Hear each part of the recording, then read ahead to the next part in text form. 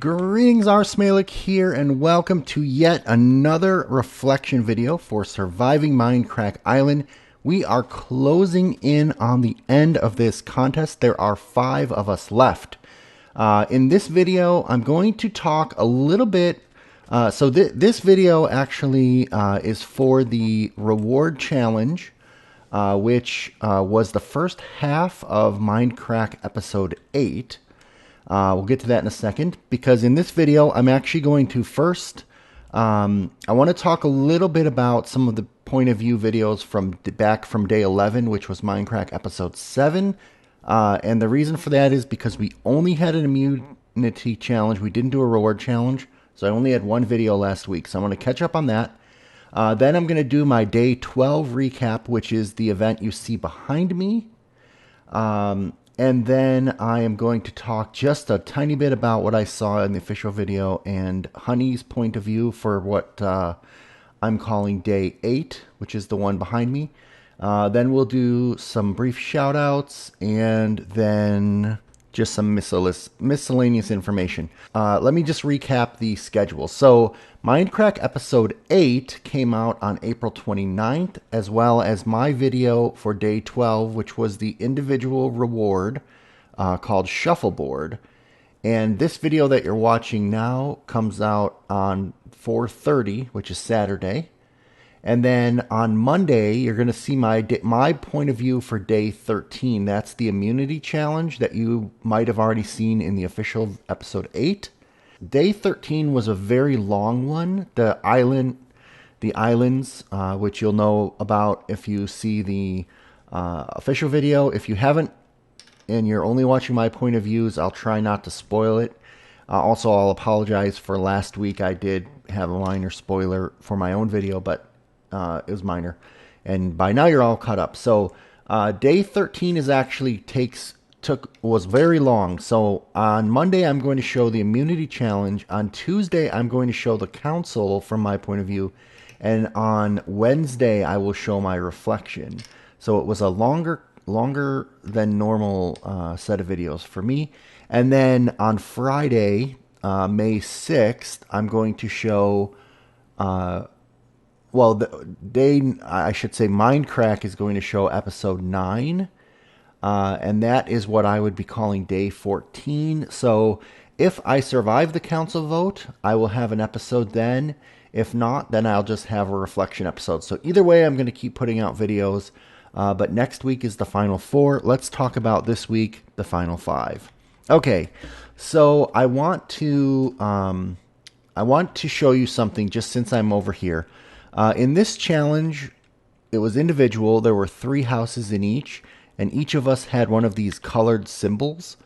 And I just want to show you, because I'm going to walk down towards my end while I'm talking, that each of these also had a different meaning for the symbol. Like this one is universe. I'm actually not sure what these are. I've never been over here to look at them. This one is intelligence. So these had some sort of meaning. There was going to be, my understanding from Good was that there was going to be something else to this challenge. Maybe some kind of story like that had something to do with these symbols. But they cut that out of the main episode. So I just wanted to take a look at what they were as I go along. Harmony, this is where Dire Dwarf was, I believe. And this is where Desi was. He had energy, and I had strength, which was red. These were just pretty much, I guess, randomly assigned. I'm not sure. Well, yeah, I'm pretty sure. And then if you look right over here, this is actually where the red team's base was. So again, we're on another copy of the island than the one that we have in Camp Life. Okay, so before I go more into this challenge, I just want to talk a little bit about day 11. Now, day 11 was the pig race. And the reason I'm bringing that up in this video is because I recorded my reflection before the official episode aired, and I didn't get to touch on the point of views.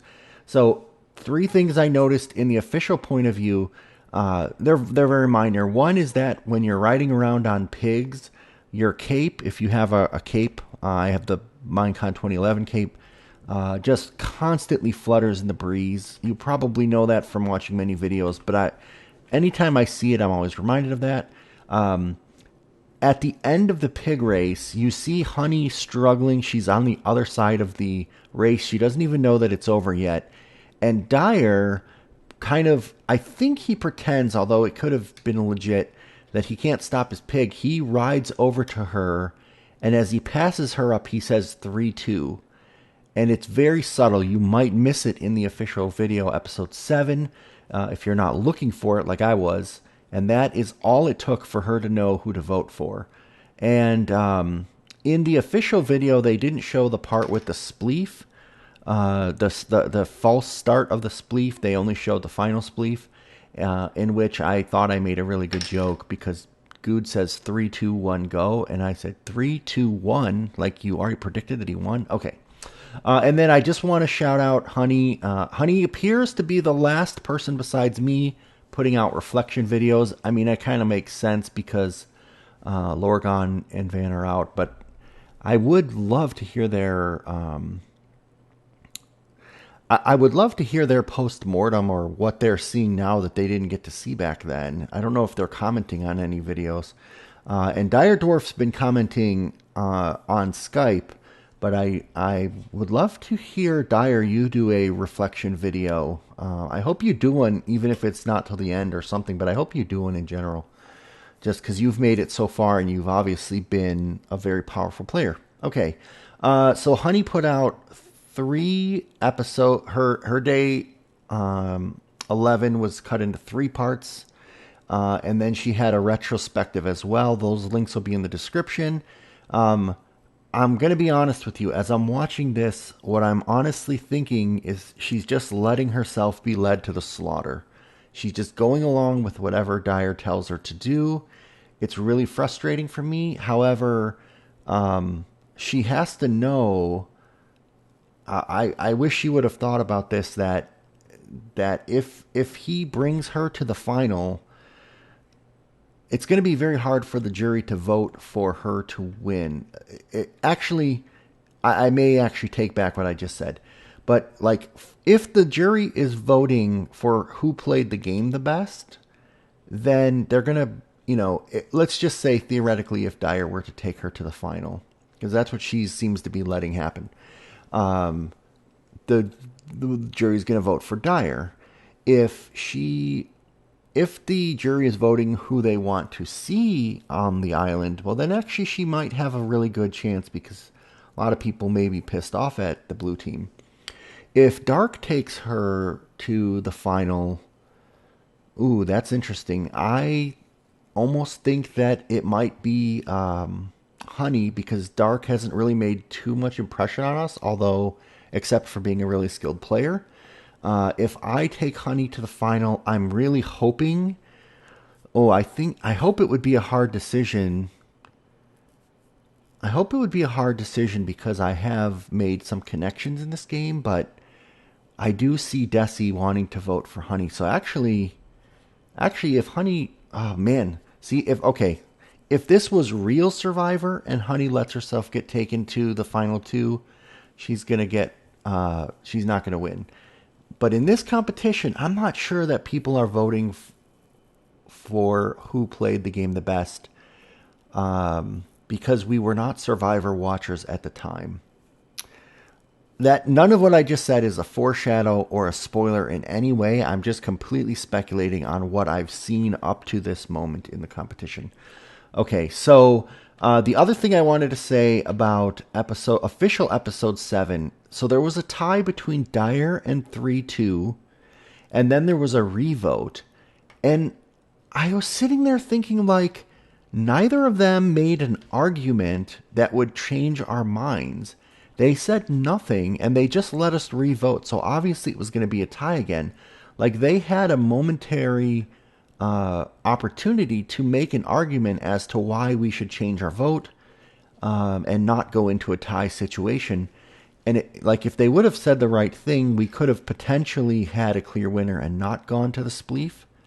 But they didn't take advantage of it. So, like, I'm actually surprised that Dyer didn't try to make an argument. 3-2, he said he didn't have a plan. He's just in it for fun, doing his best. He played very well, but I'm not as surprised he didn't make an argument. But yeah, neither of them.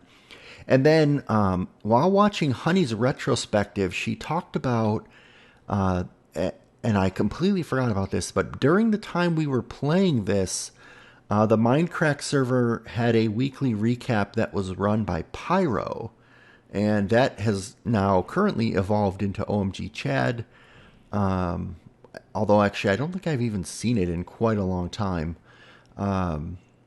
But I really liked Pyro's recap. In fact, I didn't really know anything about Pyro until he did that, and then I started kind of watching him, and even that helped me watch other Mindcrackers that I wasn't aware of at the time I played this challenge. So, okay, I just spent way more time than I intended. So let's move into the day 12 recap.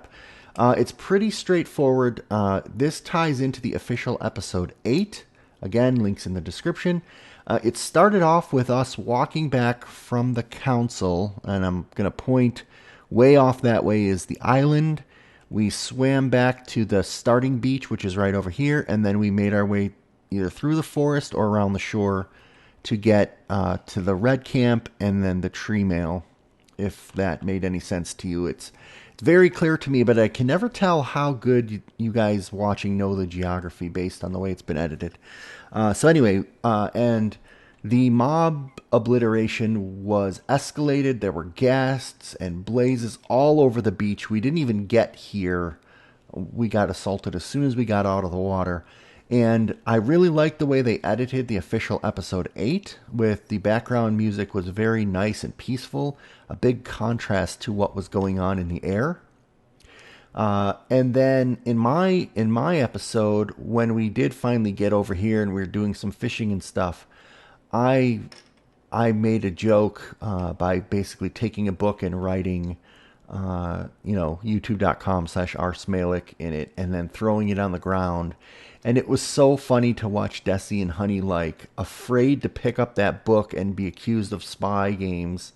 And then when they did and they saw that, it caused everyone to have a good laugh. So I just wanted to point that out because I thought that, again, these little moments of levity really helped us at this point when we were exhausted and tired and stressed beyond belief. Really stressful. Meaning, after this was all over, I was not myself for 3 days because I was almost shaking and just psyched out of my mind and everything. So,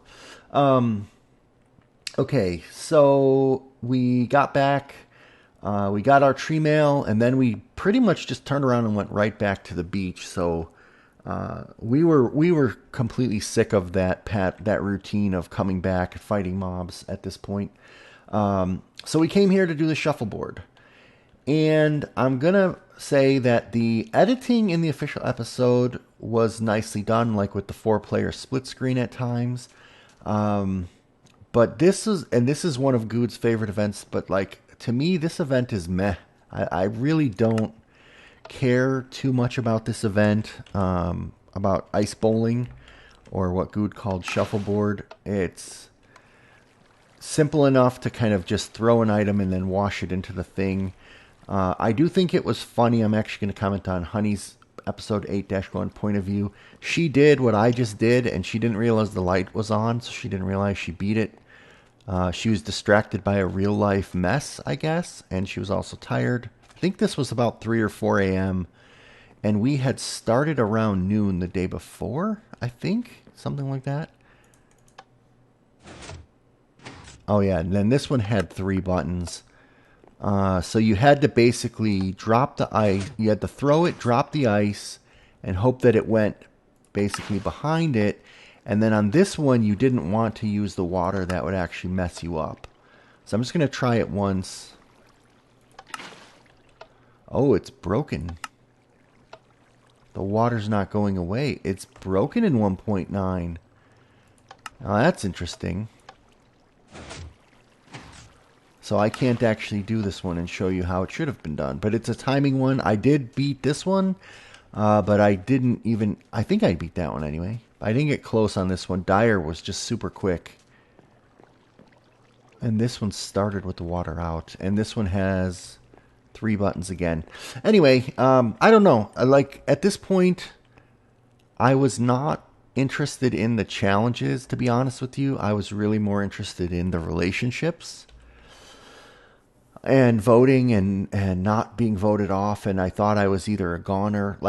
In fact, at this point, I believe that somehow, and I have not figured out how they did it yet, but Dark, Dire, and Honey agreed to vote me off at this point. I don't know when. I haven't been able to see that in her episodes. So then in the official episode, Desi gets an interview. I just pointed out because I thought it was humorous that he's saying Dire Wolf instead of Dire Dwarf. It's infectious, I guess. And then I will cover. So after this event, so Dire won this event. He gets armor, which frankly just not. I don't know. It was obviously useful for fighting mobs, but not at all anything I care about. I only care about immunity at this point. So Dire won this, and then we go back to the island to fight yet again before the immunity challenge, and I'll talk about that in my day 13 recap. Let's see. Let me talk a little bit about my hit list at this point. So there's 5 of us on day 12 going into day 13 immunity challenge. Or 5 of us. Now, the person, obviously I don't want myself to be voted off. The person I most need to get voted off is Dire Dwarf. He's the mastermind. I'm going to say the phrase for the blue team. I do not mean for the blue team. I'm going to be honest, we keep saying red and blue, but this has nothing to do with red and blue anymore. This is purely to do with myself, Desi, and a threesome of friends that kind of act as one unit up to this point and don't show any signs of turning on each other. Dire Dwarf is the mastermind of that group. Basically, whatever he says, Honey will do, and it seems like Dark pretty much goes along with it. It's hard to tell because I don't get to see Dark's point of view. I do not think, from just watching Dire back then and watching him now, I do not think I could persuade him to vote against Dark or Honey unless I have immunity. And I was hoping to possibly appeal to his sense of challenge, meaning that I could persuade him to vote off one of the other 3 that I could consider less of a challenge than me, so that he and I could go to the end. But I really think it would be hard to break up his threesome. Dark Fan is a really good Minecraft player, especially PvE, but I really don't know him. I don't think I've barely talked to him at all. I have no relationship. I don't think I have any capital to persuade him to do anything. So he is a threat from a play perspective. I have no idea from a voting and a alliance perspective. Honey, watching her now, I just don't see that it would be possible to turn her against her fellows. But I do wonder if there was a way that she could be tricked into voting against one of her fellows if she felt threatened enough. And I don't mean threatened by me, but threatened by them. And obviously, with all the fighting and getting quickly to these rewards and immunity challenges, there was just no time to put a proper plan in place. So, and then Desi, he's at the bottom of my hit list because he's been playing so honest, so straightforward. He's a totally awesome guy, except I didn't know it at the time that he wants Honey to win, and so that would have actually been a bit of a threat to me. But I really do feel like we had a couple moments of bonding, and I have him at the bottom of my hit list. So again, none of this is any kind of spoilery. This is just what is my perspective sitting here after seeing up to day 12, not knowing what comes next, but just what have I seen? Who do I think I should be trying to get voted out? if I were to do this again today with all of my current knowledge up to this point. And that would be Dire, biggest threat. Dark, probably second threat. Although, man, I had Honey third, but now that I think about it, like, Honey is not a threat in the competition, except for her loyalty to the other two. But if she goes to the jury vote, the fact that she's a girl and she's really nice, if people are voting, because, again, if people are voting who played the game the best, that's who they want to see on the server, it's going to be interesting. If people are voting who they want to see on the server as a nice person, I gotta think that at this point, Honey might, out of the 5 of us left, Honey might actually have the advantage. And I will tell you that up until I started recording this, I had not planned to say that. I had not really thought of that. I've been thinking very strategically all along. Or maybe I've been thinking tactically. Anyway, so yeah, I guess what I'm saying is that any of these 4 people that go with me to the end, assuming I don't get voted out this day 13 or 14 or whatever comes after that, any of these people are actually a threat to me. So this game is not a slam dunk by any means for me. Okay, so let's just slowly go along here, and I'll give some YouTube shoutouts. Adam, the English team, Baker Bell, Jiggerbov, Eden Avney. These are folks who have been supporting me all along through comments and thoughtful comments and conversation and or messages offline. Thank you guys. Micah L, Daniel Philpott, IOUT, yep, I out, Hunter Allen, D Adder, and Pixel Bros have also left me comments in the past week and a half. Thank you guys for your support. And Kinkajau1015 left me a really nice comment and talked about Darkfan. Even in this video, I don't have much to say about Darkfan. I see him as a good player, but I just really haven't gotten to spend time with him or get a sense for how he is, if he's playing the game, and he doesn't have any point of view footage, so I can't really tell. I can't really see the same as I'm seeing for Honey or what I saw for Vaughn and what I saw for Lorgon. So it's hard for me to think too much of Darkfan, but Kinkajau stuck up for him and wanted me to make sure I gave him credit for how he plays the game and that he is playing the meta. We're just not seeing it in the point of views. I don't know how he knows that. Maybe he's streaming his point of views. I don't really know. But and then last but not least, I'll thank Jeff Yellow, who retweeted my episode links. So, and then I want to thank all the folks who are on the Reddit r/Mindcrack. It's very cool to see the discussion, and nobody from what I have seen is being a jerk, or nobody is being called out as the villain or anything like that. Everybody's being just discussed. What are the chances? Who do you like? But there's not people saying who do they not like, which is really awesome. I mean, that means that everyone who's in this competition, and I should say everyone who's in this competition has at least one person who's rooting for them, which is so cool. Okay, one more piece of miscellaneous information. Over the past bunch of episodes, every now and again you'll see a Mindcracker, the cameramen, accidentally show up or show up in the bedrock boxes while we're waiting in between rounds, things like that.